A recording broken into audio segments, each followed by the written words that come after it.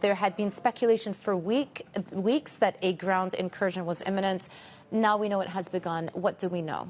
Exactly, Jemana, as you said, it wasn't inevitable, but it seemed increasingly inevitable in the last few days, given what Israel was doing with its airstrikes into Lebanon. So far, the Israeli military is emphasizing that these are limited raids. They're describing them as limited ground raids in the very south of Lebanon. They're going after what the U.S. is describing as attack infrastructure, or Hezbollah's attack infrastructure that potentially could be used if it's not destroyed for an October the 7th style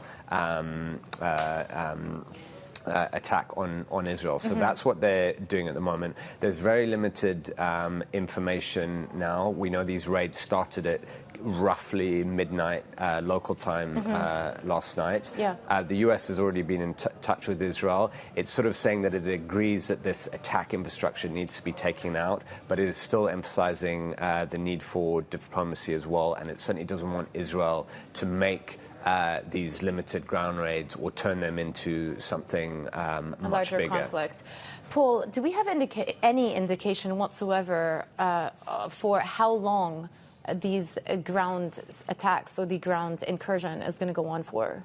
That's a key question. In the last few weeks, Israeli officials have been implying that if there was a ground incursion, they needed to make it short. They were talking about, maximum, 2-3 months, and ideally much shorter than that for all sorts of reasons. They don't want to get bogged down. They don't want to suffer heavy losses. They are now fighting on Hezbollah's home turf, which a lot of people think is very much going to play into the militant group's hands.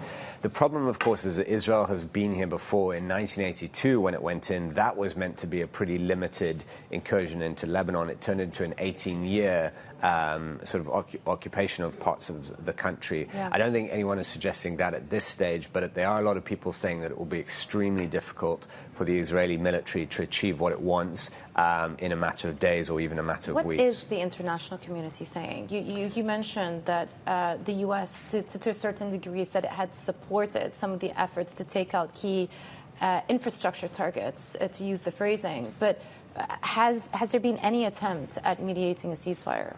There has, and we saw that last week around the UN General Assembly when Israeli Prime Minister Benjamin Netanyahu was there. There were certainly big efforts by the US, by France, by Saudi Arabia, by some other Arab states to essentially not get to the point where we got to last night, which was Israel sending in troops. They didn't want that, but I think Israel made it clear that it felt it had no choice, that it could not leave Hezbollah fighters close to its borders. Obviously, it wants to get its displaced northern civilians back home, and it doesn't think it can do that if, literally hundreds of meters away, there are a lot of Hezbollah fighters. So Israel is saying it had no choice but to do this. And of course, capitalizing on a moment of weakness for Hezbollah after everything that's happened the last 2 weeks. Exactly. The group is on the ropes very much.